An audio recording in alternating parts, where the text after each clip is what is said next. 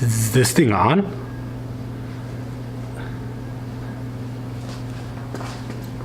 Yeah, I think it is. All right, well, let's get into today's video, guys. Hey everyone, welcome back to my channel. My name is Josh, and if you haven't subscribed, make sure that you do share and like this video. But also don't forget to turn on that notification bell, because that will alert you when I'm posting a new video. Now, from the title of this video, you guys can see that we're going to be talking about the World Mission Society Church of God, and do they control their members with whom they can socialize. I'm melting in here, guys. I'm melting. It's hot. Now, not too long ago, I was able to get in contact with with a member who's still a current member of the organization. And this member, we had a great bond. Me, him, his brother, and his parents. We had a great bond when I was attending the church. I was constantly sleeping over.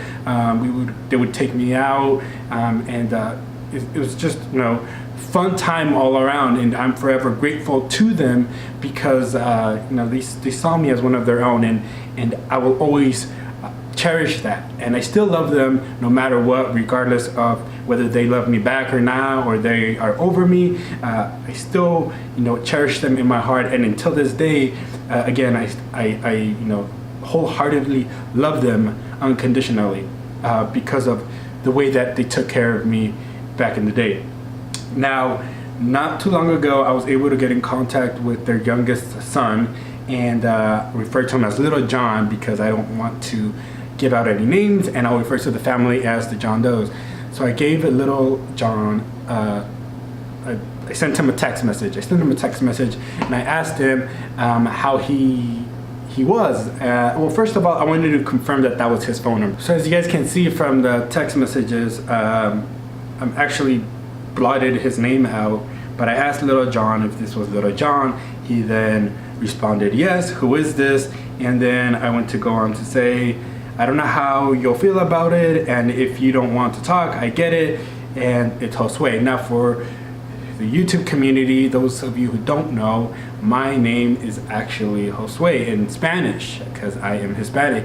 So my name is, again, Josue in Spanish, but when translated into English, it turns into Joshua, which is why I go by Josh. So if you don't believe me, open a Spanish Bible, you'll see that the name in the book of Joshua in Spanish is Josue.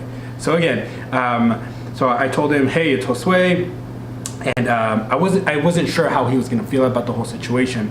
Then went ahead and just said, sup, and then I told him, how you been, what's with the, eye emoji, LOL. He's like, I've been trying to get your number for a while now, just wanted to see how you've been doing, it's been a minute. He goes on to reply, I've been good, yeah, it has, that's why the eyes. How did you even get my number? So, just obviously, if somebody gets my number who hasn't been in contact with me for a while, I'd be curious to ask, how'd you get my number? So then I go on to tell him, I remember you telling me that your number ended in 1414, but never knew the first three. And then just today, the last time we talked, you said your phone number had the same three numbers as your mom. So I tried it. He goes on to say, oh yeah. So then I said, yeah, I've thought about you a lot over the years in a non-homo way, but I just never knew how to get a hold of you. How's everything? I know you're not the same Little John I remember, LOL. Then he responds, LOL, no homo, I'm good, thanks to God, everything has been going well. Yeah, I'm not little, I'm 6'3". I said, holy crap, dude, you're taller than me, I'm 5'10". Then he goes on to say, I'm just a more chilled out version of the Little John you knew. Yeah, so what's going on with you? Then I let him know. Just work and school and life, really. Started my own business. He goes on to say, oh shoot, nice, what's the business? I bake, I told him, make cakes and all sorts of stuff. Nice. Then I asked him, how about you? Still in school? You were pretty chill back then. Loved hanging out with you and Big John. Then he tells me, not right now, I'm working off the student loans and planning on going back next year.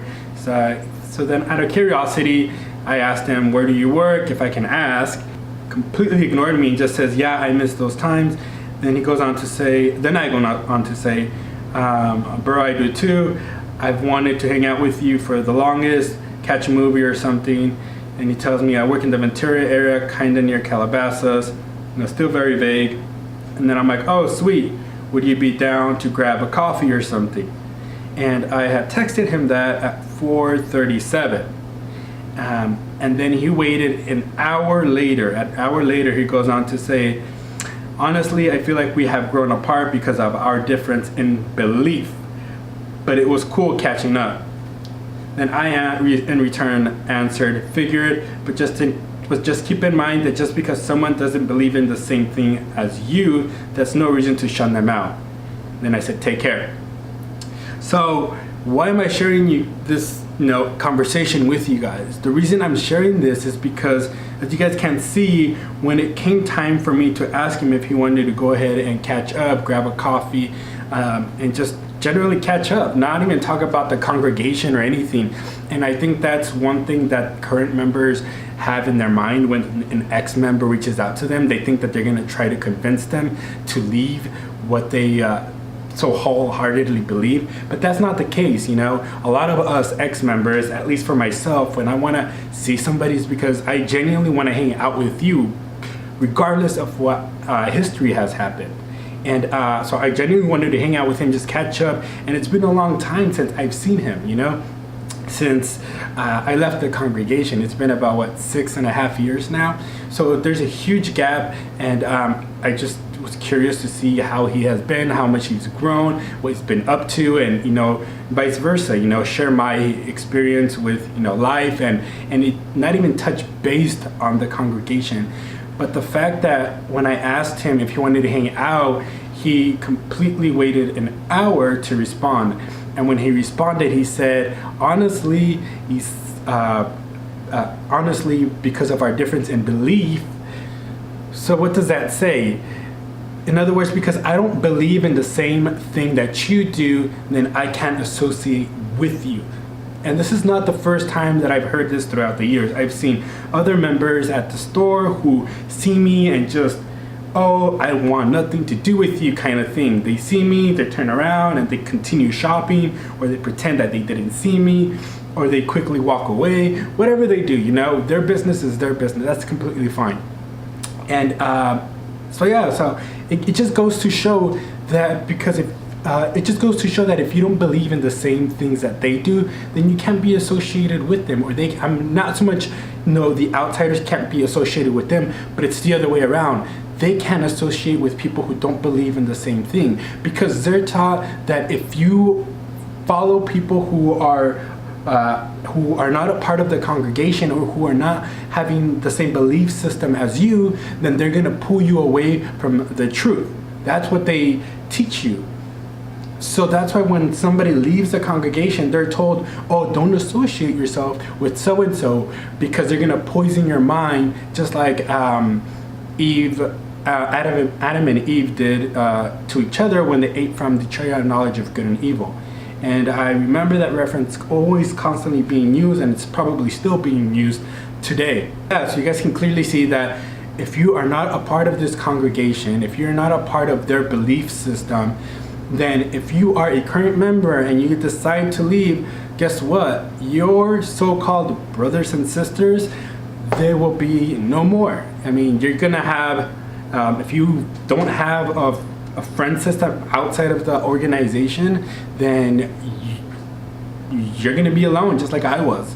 I struggled for the longest, not so much because I couldn't make new friends, but it was hard for me to make new friends because of, me in the back of my head still believing what I was taught and being fearful of things that if I did something wrong, then I was going to go to hell and whatnot. Eventually, I was able to jump over that hurdle and move on with my life. But again, if you don't have a friendship system outside of the organization, then you're going to have nobody.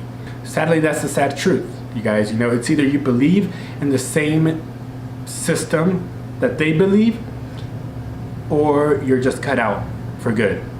And it sucks, because I really genuinely wanted to hang out with this brother. and just really catch up. And again, it's a big gap. And if our friendship meant anything at any point with him or his older brother or his parents, then regardless of the history that has happened, then it shouldn't matter. We should just put those things aside and say, you know what, we're not going to be talking about this. I'm down to hang out with you, but we won't be talking about anything in regards to the congregation, but we can definitely catch up.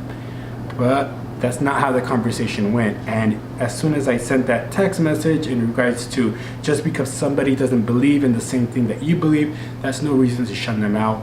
I never got a response back, nor did I expect a response back. So yes, guys, the Church of God does control their members with whom they can associate themselves with. And if you want to be a part of that, then by all means, go ahead and do you, you know? But that's what I wanted to share with you guys. And until next time, guys, make sure that you're enjoying life. See ya.